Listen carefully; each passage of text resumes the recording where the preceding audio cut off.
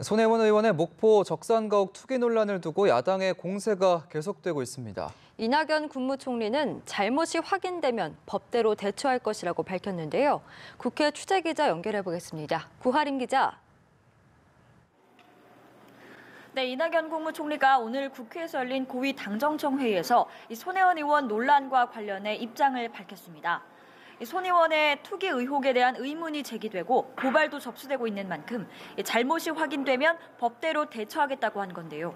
이 총리는 최근 도시재생 사업에 대한 걱정이 제기되고 있어 기본적인 생각을 말씀드린다며 정부 여당은 국민 앞에 더 겸허해야겠다는 다짐을 함께 했으면 한다고 당부했습니다.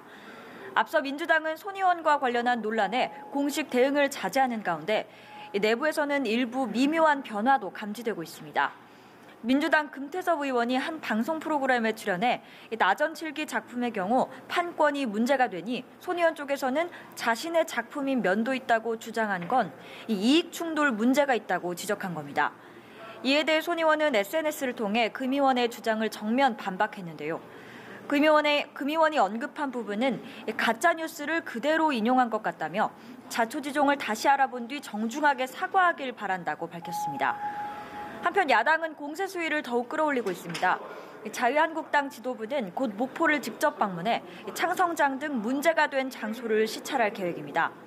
나경원 원내대표는 예상되는 저촉 법률만 해도 광범위하다며 손 의원이 당당하다면 특검과 국정조사를 못 받을 이유가 없다고 강조했습니다. 네, 한편 여당이 의원 정수를 현행 300명으로 유지하는 선거제 개혁안을 채택했는데 이에 대한 야권의 반응은 어떤가요? 네, 어제 더불어민주당이 선거제 개혁안을 밝힌 것을 두고 이 야권은 비판의 목소리를 높이고 있습니다. 앞서 민주당은 의원 정수를 현행 300명으로 유지하되 소선거구제로 200명의 지역구 의원을, 권역별 비례대표제로 100명의 비례대표 의원을 각각 선출하는 안을 당론으로 채택했는데요.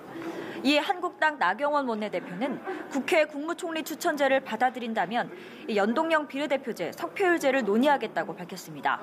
그러면서 53석이나 되는 지역구 의석을 줄이겠다는데 과연 지금의 소선구제에서 가능할지 구체적 방안을 제시하라고 강조했습니다. 바른미래당 김관영 원내대표 역시 여당이 선거개혁에 대한 의지를 갖고 자체적인 안을 내놓은 것은 긍정적으로 평가한다면서도 구체적 내용은 앞서 5당 원내대표의 합의안에서 후퇴된 것으로 보인다며 연동형 비례대표제 도입 등 개혁안을 다시 마련할 것을 촉구했습니다. 또 정의당 윤수아 원내대표도 연동형 비례대표제라는 원칙을 비껴가는 안이라고 지적했습니다. 또 국회에서는 새해 첫 고위 당정청 회의가 열렸는데요. 어떤 내용이 논의됐는지 전해주시죠.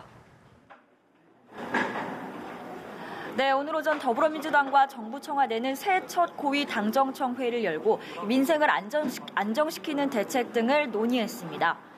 당정청은 우선 100대 국정과제 추진 상황을 점검했는데요. 남북관계 개선과 맞춤형 복지의 성과가 있었다고 보고 부족한 부분은 현장과의 소통을 통해 보완하겠다고 밝혔습니다. 또 아직 처리되지 못한 법안에 대한 논의도 이루어졌습니다. 미세먼지 해소 법안을 비롯해 민생 안정을 위한 법안들을 2월 임시국회에서 통과시키는 데 협력하기로 뜻을 모았습니다. 또 당정청은 체육계 성폭력 근절법과 검경 수사권 조정 등 처리가 절실한 법안을 통과시키는 데에도 힘을 모으기로 합의했습니다. 지금까지 국회에서 전해드렸습니다.